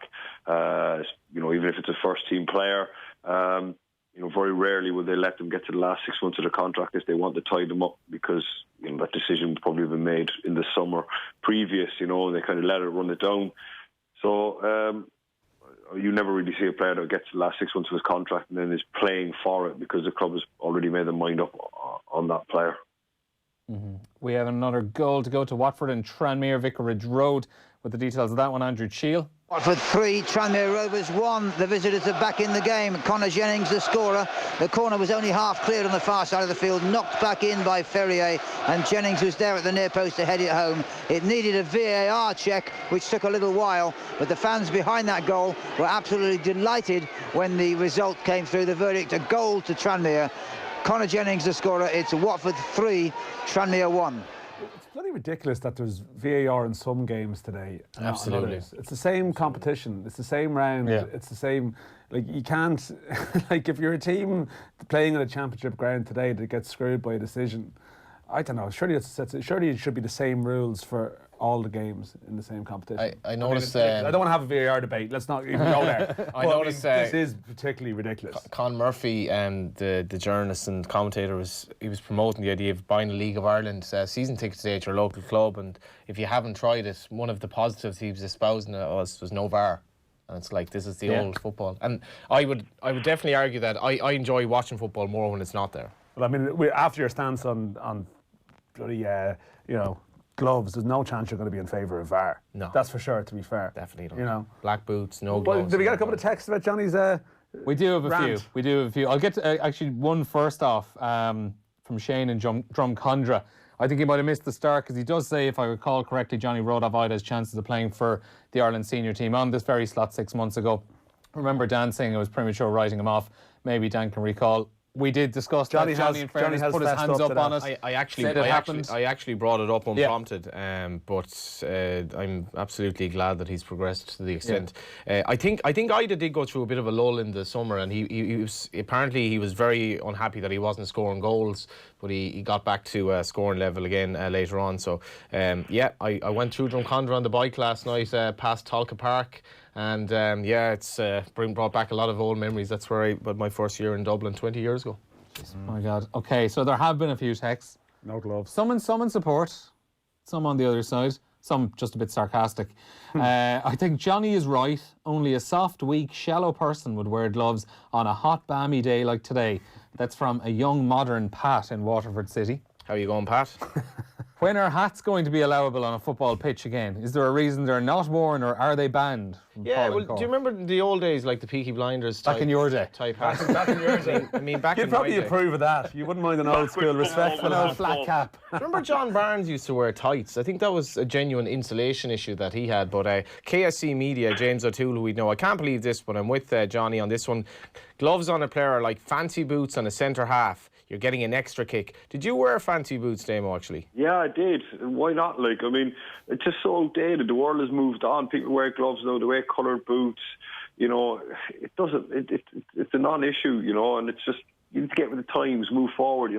That's why, Johnny, if you ever did the coaching or anything like that, you'd lose all the players very, very quick if you wouldn't allow them to wear gloves, because they see wearing gloves as a very natural, normal thing, and if they're not allowed to wear them, they get very upset. Yeah. If, in a more serious note, though, if you were getting into coaching, like, how big is the culture of kind of mobile phones now, and trying to get lads concentrated and listen to you in dressing rooms and trying to deal with that Instagram culture? Would that be something you'd like? I remember I even spoke to some young managers, and they're like, I absolutely hate modern players because it's all about, like, we move on to the next game. It was tough tonight, but blah blah blah. He's on Instagram before he's taken off his fancy boots after the game. So I don't know, Damo, is that something that is going to be a challenge for managers?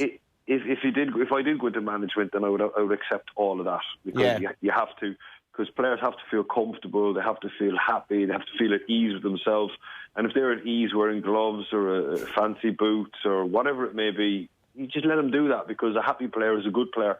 So if they're comfortable doing that within reason, I mean, as long as they're not completely, taking,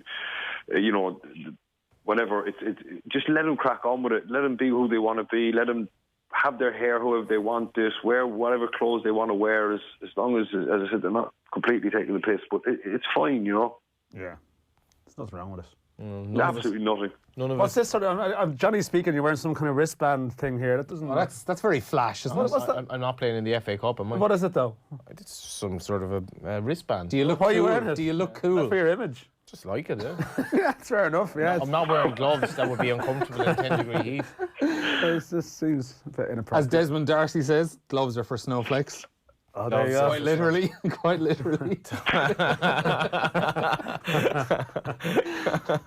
And a very sarcastic one. If there's so many players wearing gloves, Johnny, would you not look at the League of Ireland as a potential opportunity to set up your own business and start making them? Cash money, big brand that gets the big names, and no doubt Stephen Kenny would help you out. From Terry and Aslan. Terry obviously doesn't follow the League of Ireland because it's a March to October season. We don't have cold weather anymore in the League of Ireland. You've just been sent a picture of your good friend Johnny Dunleavy from Sligo Rovers in pre-season training in a hat and gloves. I mean, I assume that's the end of your friendship. Just on that, if Terry isn't supporting Athlone Town at the moment, I wouldn't blame him. Right, another goal at Craven Cottage. William ESLER, Fulham against Aston Villa.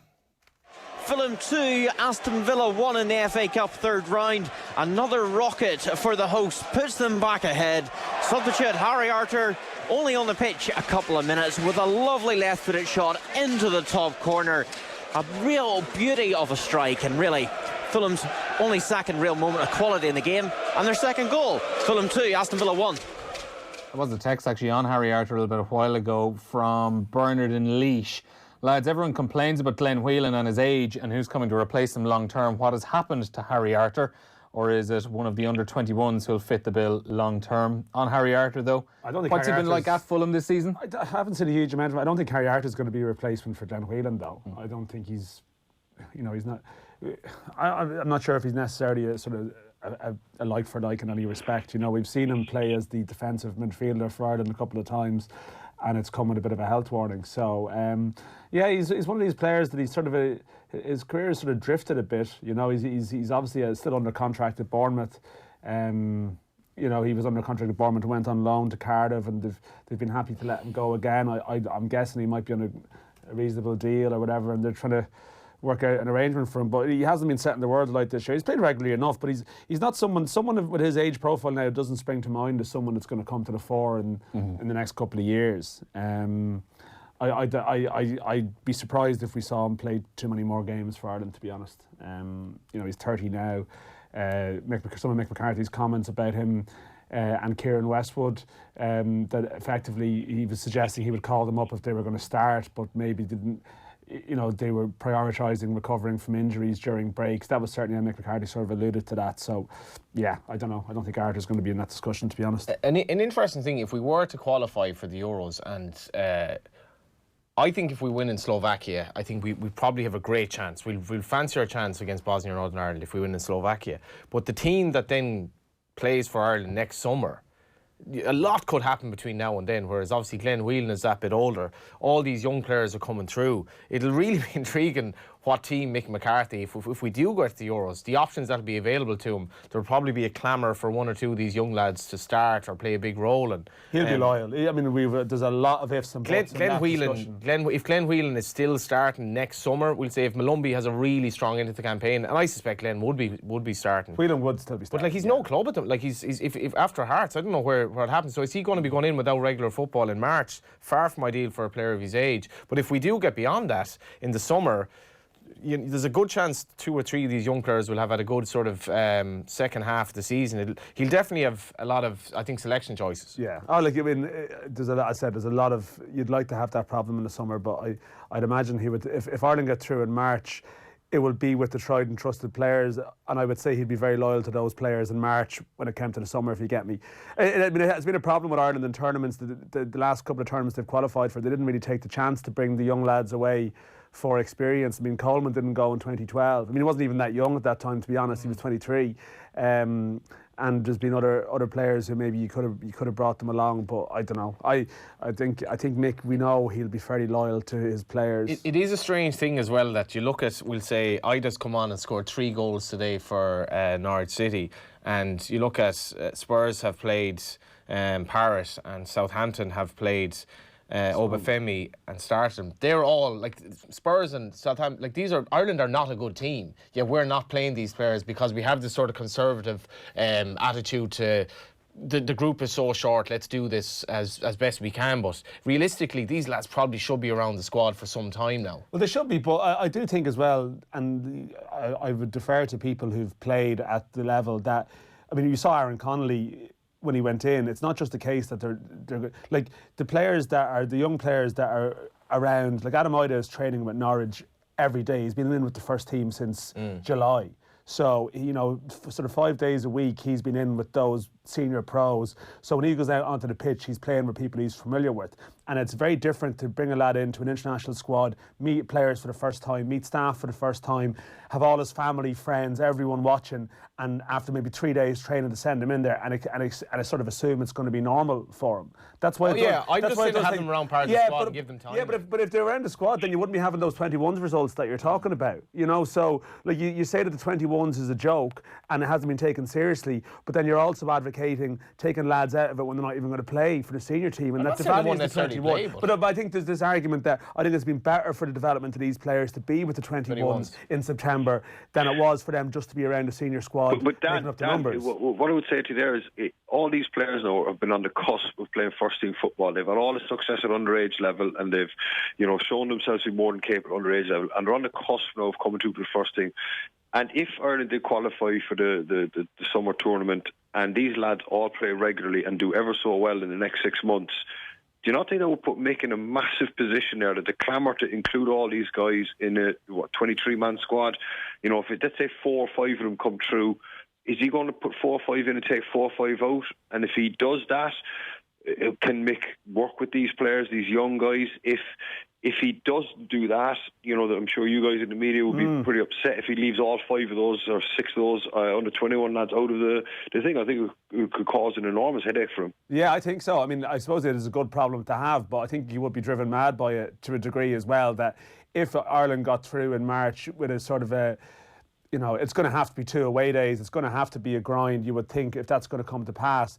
But yeah, no, you are right. Like if Obafemi or you know, Ida, whatever, they're playing regular first team football, and it comes to a situation like, I don't know what your instinct would be of what he would do, but if he has to make a decision between okay, McGoldrick's always going to be in the squad, but I don't know, who are the players that would be vulnerable? Shawnee Maguire, James Collins, you know, and who didn't do particularly well in the competitive games, but Mick seems to really like him, you know, and what will he do? Yeah, I suspect what would happen is he'll have 1 or 2 around in that sort of hypothetical scenario, but not all 4 or 5. It's a damned if you do, damned if you don't situation as well. If they do badly, it will be those young players that will be referenced. I do think the Denmark game, have that dilemma to come round. Yeah, to start. I do think the Denmark game in Lansdowne will give the players lots of confidence, because that was not a bad performance. It was a good vibe in the ground last night. They came back and got an equaliser, pushed for a win and goal. Obviously, Doherty was really, really good for much of the game, and they did play quite well. I think they'll go into the March games games in a decent frame of mind. Johnny, if Denmark had to come to Dublin and needed a win, I agree with you. A draw. So, like, you can't say, you know, that Denmark game, I watched it, you know. I agree with you, Dan, but I think confidence-wise, they won't go to Slovakia in a bad state of mind. I agree, but, like, I mean, you can't say that we took the game to Denmark. No, Denmark were rubbish on the night. So you can't say that we played well. They let us play well. I'm pretty sure if it was a playoff game, winner takes all, Denmark would have come to Dublin with a very different attitude. Totally agree. All right, into the last 5 minutes or so into these 3 o'clock kickoffs in the FA Cup. We'll get your full-time reports, and we'll bring you, hopefully, as well, full-time from the AIB All-Ireland Club Football semi-final. Kilcoo leading Ballyboden into the second half, 2-6 to 8 points. Michael Darragh-Macaulay black-carded for Ballyboden as well. We'll have all of that and the last few minutes of chat between Johnny, Dan and Damien after the break. Get with the programme. Update the News Talk app now in the App Store or Google Play Store. This Irish success story is brought to you by Guaranteed Irish. Did you know Viatel are Ireland's most connected B2B telecoms company? Viatel connect businesses from the most remote rural locations to city centres. Cost-effective, scalable solutions supported by our world-class support team in Blanchardstown. Guaranteed Irish welcomes companies that are altogether better choices for our communities. So look out for it. GuaranteedIrish.ie. Altogether better. The bargain Bargaintown sale is now on. Bargaintown, first in Dublin for furniture. Sale now on. Introducing the Bosch cordless vacuum range for all floor types. Our premium model includes a quick charger and 2 exchangeable battery packs to ensure that you never run out of power. For more information and a full demonstration, call to Power City today. The Sport Ireland campus Blanchardstown is the home of Irish sport, not just for our athletes, but for you and the community. For families, check out our kids' camps, sport academies and birthday parties. For adults, why not join our newly refurbished gym with a 50-metre swimming pool, or book one of our world-class indoor or outdoor facilities, including our athletics track, sports pitches and courts. And for companies, check out our team building days, conference facilities and events. All this and more at sportirelandcampus.ie. Blocked nose, sore throat, headache. The symptoms of a cold or flu can really knock the stuffing out of you. So it's good to know that Nurofen Cold and Flu has the power to relieve those aches and pains for up to 8 hours. Nurofen Cold and Flu contains an anti-inflammatory and a decongestant, which should help you bounce back. Nurofen Cold and Flu, for effective relief of cold and flu symptoms. Nurofen Cold and Flu film-coated tablets contain ibuprofen and pseudoephedrine hydrochloride. Always read the label. 8-hour relief refers to ibuprofen. At Centra, we have great offers in our better than half price sale. Like Yoplait Petit Filou Froobs 9-pack, now €1.31. My Wadi No Added Sugar Double Concentrate 1 litre, now €1.60. And Nature Valley Oats and Honey Bars Family 10-pack, now €2.95. Centra, live every day. Des Kelly Interiors winter sale is now on. Thinking new bed or mattress for the new year? We have a huge range in stock with up to 60% off. How about some new wood floors? They'll feel even nicer with up to 50% off. And carpets or vinyl? There's up to 40% off those too. And 20% off rugs. Quality really does cost less at the Des Kelly Interiors winter sale. Now on. At Colin Quinn BMW and Mini, we're growing in 2020, opening new retail centres in Drogheda and Sligo, making Colin Quinn your home for BMW and Mini. We stock the largest range of new and used models in the country, offer impeccable customer service, plus finance options from BMW Financial Services, starting from just 1.9%. Find out what we can offer you. Visit Colin Quinn BMW and Mini in Athlone or Galway, or search Colin Quinn BMW or Colin Quinn Mini for more. Finance subject to status. Over 18s, Irish residents only. Terms and conditions apply. A guarantee may be required. BMW Financial Services Ireland DAC is regulated by the Central Bank of Ireland. What small changes can make a big difference to your life? In this week's Sunday Independent, get our ultimate guide to living your best life with tips on how to be more mindful, more sustainable, declutter your home and organise your finances. In life, 5 of our top writers speak candidly about their changing relationship with alcohol. In Living, Lottie Ryan on strength from her father, and Life on Dancing with the Stars. Plus the meaning of Marion Finucane's legacy. The Sunday Independent, the complete read. Football on Off the Ball. With Paddy Power, the greatest football partnership since Jeff and Heskey. All right, you're very welcome back into the last few minutes of this Saturday's Off the Ball. We are bringing you the full times from all of the 3 o'clock games in the FA Cup in the next few minutes. First, though, we are going to hear about a goal between Watford and Tranmere, and all of a sudden, there's a bit of a shock on the cards at Vicarage Road. Andrew CHEAL. Watford 3, Tranmere Rovers 3. Manny Monthi was fouled in the box by Watford substitute Callum Whelan, and a VAR decision was given. It went to a penalty, and Paul Mullin has just absolutely rammed it down the middle. Backman on his debut got nowhere near it, and from nowhere, 3-0 down at half-time. The visitors have drawn level. It's Watford 3, Tranmere 3.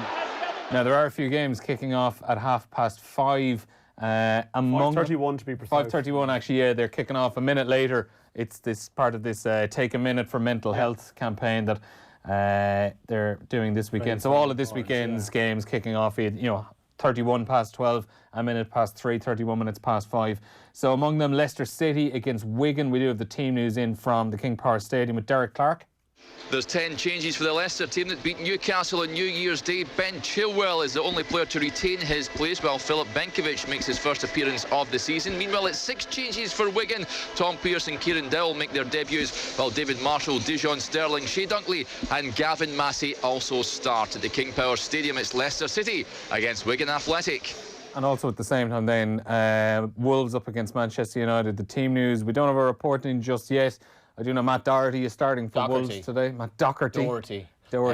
It's an interesting game, this. I'm not sure exactly what Manchester United's priorities are this season, but you might remember last season when they kind of somewhat fluked the win over PSG, and it looked like Solskjaer had done an incredible... That was like the absolute high point of his reign, I think. And they went to Wolves in the Cup on the Saturday and were very poor, and then went on an utterly horrendous run. And I suppose during the week there was a sign that things are getting a little bit on top of him. He reacted a bit strangely to the Robin Van Persie criticism. I would have thought it would have been... And a question about Paul Pogba as well. Pogba, you could see he bit back on it. Yeah, I think the pressure might be building on him. He's never had a job, you know, in his homeland, and obviously at Cardiff. He's never had a job remotely with the scrutiny. And the worrying thing for Solskjaer is that, you know, he's espoused this kind of bit like Damien Delaney, this modern style of management, where you where he says there's no need for the caveman stuff, because Van Persie had a pop at him for apparently smiling after the game, and I think it's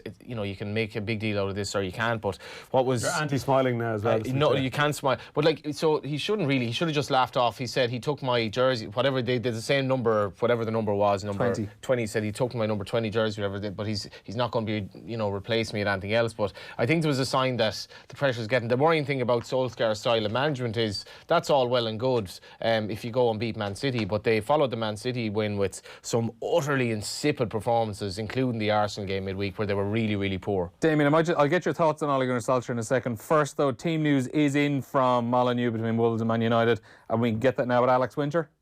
Given the hectic schedule around Christmas time, it's no surprise that Wolves and Man United both make plenty of changes for their 10th meeting in the FA Cup.